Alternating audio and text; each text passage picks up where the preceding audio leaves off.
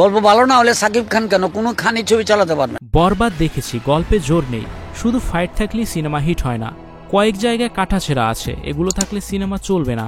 হ্যাঁ, এবার পুরাই রিভিউ করে দিল বরবাদের গল্পের কাহিনী, যা শুনে ক্ষিপ্ত সাকিব ভক্তরা।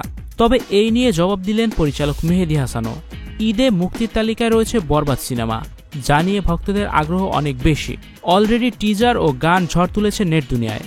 অন্যদিকে সম্প্রতি গতকাল দেলোয়ার হোসেন ঝন্টু বরবাদ নিয়ে কথা বলেন।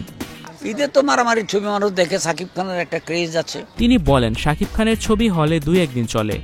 স্টুডিও 4D আপনাদের জন্য নিয়ে এসেছে শীতাতাপ নিয়ন্ত্রিত স্টুডিও সুবিধা, আছে অত্যাধুনিক মেকআপ রুম। বিস্তারিত জানতে এখনই কল করুন 01974860664। হাউসটি দেখতে চলে আসুন আমাদের ঠিকানায়, সেক্ষেত্রে রোড নাম্বার 9, বাড়ি 24। কিন্তু গল্প ঠিক না থাকলে তা মানুষ আর দেখতে যায় না।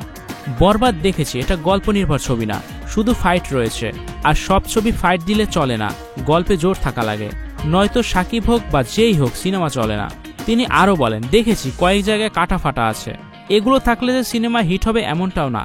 ঝন্টুর এমন কথার পর থেকে সমালোচনার ঝড় ওঠে বরবাদ টিমকে নিয়ে, যে কিভাবে সিনেমা মুক্তির আগে ঝন্টু দেখে আর রিভিউ দেয়। এমন এক পোস্টে পরিচালক কমেন্ট করে বলেন, আগে ঝন্টুর কাছ থেকে সবাই জানেন সে কিভাবে সিনেমা দেখলো, পরে মন্তব্য করেন। তিনি বোঝাতে চেয়েছেন ঝন্টু সিনেমা না দেখেই মন্তব্য করছেন। সো ভিউয়ার্স, ঝন্টুকে নিয়ে আপনার মতামত কি জানিয়ে দিন কমেন্ট বক্সে। Icon focus 24 TV, powered by 4D Fourth Dimension। আমাদের চ্যানেলটি সাবস্ক্রাইব করে আমাদের সাথে থাকুন।